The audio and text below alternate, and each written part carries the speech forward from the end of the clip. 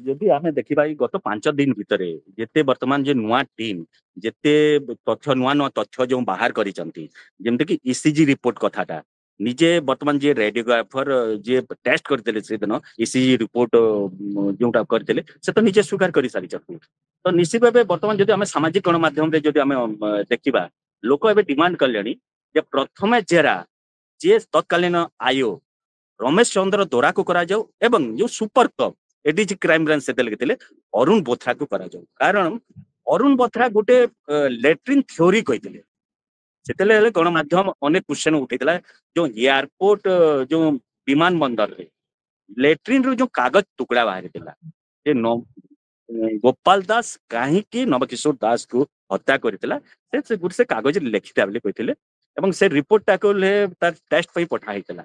କିନ୍ତୁ ସେ 161 ଗୋପାଳ ଦାସଙ୍କର 161 ଷ୍ଟେଟମେଣ୍ଟ ହେଲେ ଆମ ପାଖରେ ଅଛି।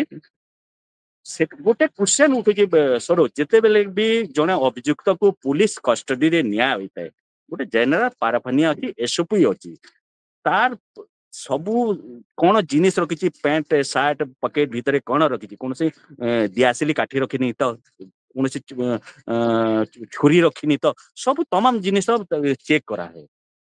ତ ଯୋଉ କାଗଜ ଟୁକୁଡାଟା ଯେହେତୁ 2 ଦିନ ପରେ ହିଁ ତାକୁ ଏୟାରପୋର୍ଟ ଥାନାକୁ ନିଆଯାଇଥିଲା। ପ୍ରଥମ ଦିନ ଯେତେବେଳେ ଗୋପାଳ ଦାସକୁ ଘଟଣା ଦିନ ଧରା ହେଇଥିଲା ପୁଲିସ ଉଦ୍ଧାର କରିଥିଲେ ତାକୁ ଯେହେତୁ ସ୍ଥାନୀୟ ବିଜେଡି ପ୍ରତିନିଧି ଯୋଉ ଭିଜୁଆଲଟା ହେଲେ ଆପଣ ଦେଖିପାରୁଥିବେ ଯେ ଗୁଲି ପରେ କେମିତି ବିଜେଡି କର୍ମୀ ମାନେ ତାଙ୍କୁ ଆକ୍ରମଣ କରିଛନ୍ତି ତ ପୁଲିସ ତ ସେଠୁ ରେସ୍କ୍ୟୁ କଲା ପରେ ପ୍ରଥମେ ତାକୁ ଝାରସୁଗୁଡା ଅଣାଯାଇଥିଲା। ଝାରସୁଗୁଡାରୁ ତାଙ୍କୁ ସିଧାସଳଖ କଡା ସୁରକ୍ଷା ବଳୟ ଭିତରେ ସୁନ୍ଦରଗଡର ରିଜର୍ଭ ଅଫିସକୁ ନିଆଯାଇଥିଲା।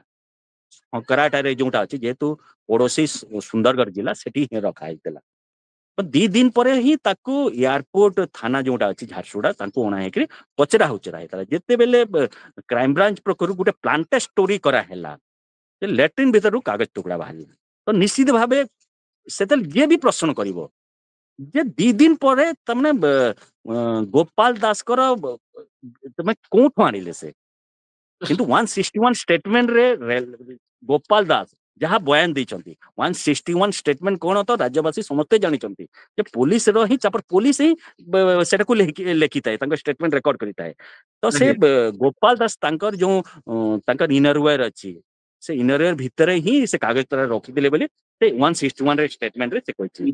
ତ ଯଦି ତାର ଇନରୱେରରେ ଯଦି ଭିତରେ ଯଦି ସେ ରଖିଥିଲା ତ ନିଶ୍ଚିତ ଭାବେ ଯେ ପୋଲିସ କଷ୍ଟଡିରେ ଥିଲା କାହିଁକି ସେ ଚେକ୍ କରାହେଇଥିଲା ସେଇ କନସର୍ନ ପୁଲିସ ଅଫିସରଙ୍କର ବିରୁଦ୍ଧରେ ହେଲେ ଗୋଟେ କାର୍ଯ୍ୟାନୁଷ୍ଠାନ ନେବାର କଥା ଡିପାର୍ଟମେଣ୍ଟରେ ପ୍ରୋସିଡିଂ କରିବା କଥା ତ ଅନେକ କ୍ୱେଶ୍ଚନ ଅଛି। ତ ଆମେ ଲାଗୁଛୁ ଗୋଟେ ଗୁଲି ଗପ ଜାମକୋଲି ଗପ ଟାଇପର ଯୋଉ ଅରୁଣ ବୋଥ୍ରା ସେ ସମୟରେ କରିଥିଲେ।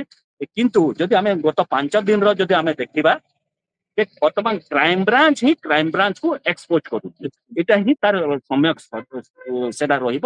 କିନ୍ତୁ ବଡ କଥା ହେଲା ବର୍ତ୍ତମାନ ଦୀପାଲି ଦାସଙ୍କର ପରିବାର ବର୍ତ୍ତମାନ ଗଣମାଧ୍ୟମ ସାମ୍ନାରେ କେବେ ମୁହଁ ଖୋଲିଛନ୍ତି ଯଦି ଆମେ ସତ୍ୟପାଠ ମାଧ୍ୟମରେ ଆମେ କାହାକୁ ଆମେ ଟ୍ରାଏଲ କରୁନୁ ତ କାହାକୁ ଆକ୍ଷେପ କରୁନୁ ଯୋଉଟା ଲୋକଙ୍କ ଭିତରେ ଯୋଉ ଚର୍ଚ୍ଚା ହଉଛି ସେଟାକୁ ହିଁ ଆମେ ଏଟାକୁ ପରିପ୍ରକାଶ କରୁଛୁ।